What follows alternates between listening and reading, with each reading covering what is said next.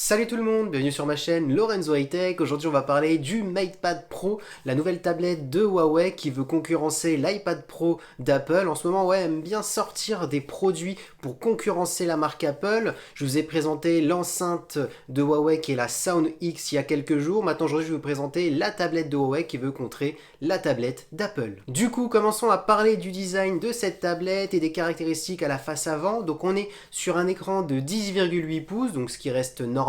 Par contre, ce qui est intéressant, c'est que l'écran occupe 90% de la surface de la tablette.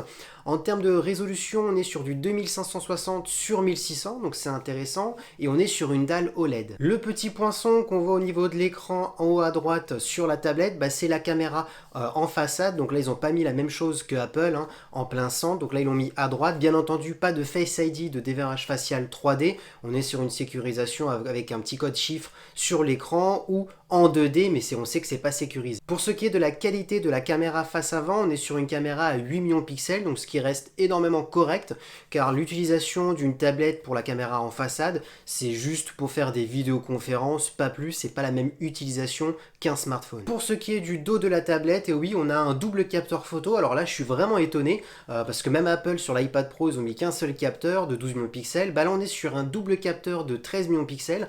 Pourquoi ils ont mis un deuxième capteur? Pour faire des photos en mode portrait pour les profondeurs de champ. Donc c'est là où je suis étonné, parce que avec une tablette, on s'amuse pas à faire des photos dehors dans la rue ou faire des modes portrait. On n'est pas sur la même utilisation qu'un smartphone. Donc Huawei, on fait fort, voilà. On est sur normalement une très bonne tablette, un bon appareil photo. Maintenant, est-ce que c'est intéressant d'avoir ça sur une tablette? Je vous pose la question, répondez-moi en commentaire. Parlons maintenant de ce qui est le plus important, les performances. Alors est-ce que cette tablette est performante? J'ai envie de vous dire oui. Pourquoi? Vous avez deux possibilités. Soit vous prenez la tablette en 6 Go de RAM, soit vous la prenez en 8 Go de RAM. Mais pas seulement, on est aussi sur un processeur qui est le Kirin 990, qui est le plus puissant des Kirin actuellement. On tourne sur Android 10, mais là, il y a un problème. Vous le savez bien, Huawei depuis quelques temps ont des soucis avec les Américains et ils n'ont plus le droit d'avoir des applications de Google. Notamment, voilà, le Huawei P30 Pro que j'ai présenté il y a quelques jours, c'est un super smartphone, tous les tests le disent, mais le seul souci, c'est le mais. Pourquoi je dis mais? Tout simplement parce qu'on n'a pas le droit d'avoir des applications de Google, et sans application de Google, votre produit est obsolète, on ne peut pratiquement rien faire.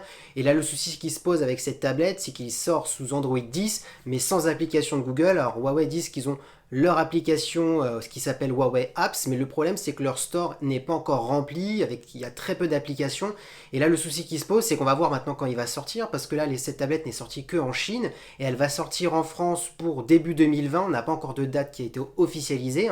Et la question qui se pose, c'est est-ce que maintenant ça va être un peu plus rempli, ce store de Huawei, parce que sinon, ça sera peut-être pas intéressant d'acheter cette tablette. Mais bon, on va quand même continuer à parler de cette tablette et on va terminer les caractéristiques, parce que peut-être elle en vaudra le coup si ça évolue dans le temps.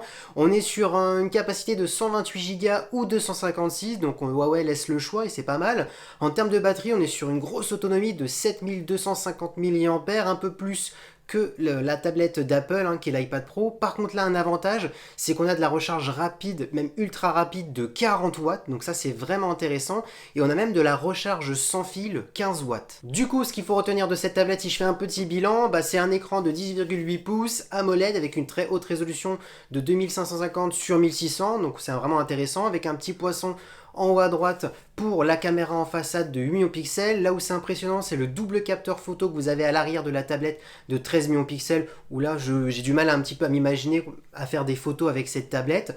Une recharge rapide, ultra rapide de 40 watts et une recharge sans fil, qui est intéressant parce que pas toutes les tablettes n'ont de la recharge par induction. Donc voilà ce qu'il faut retenir de cette tablette. Et c'est terminé pour cette vidéo, j'espère qu'elle vous aura plu. N'hésitez pas à liker, commenter et à vous abonner, c'est le plus important. C'était Lorenzo High Tech.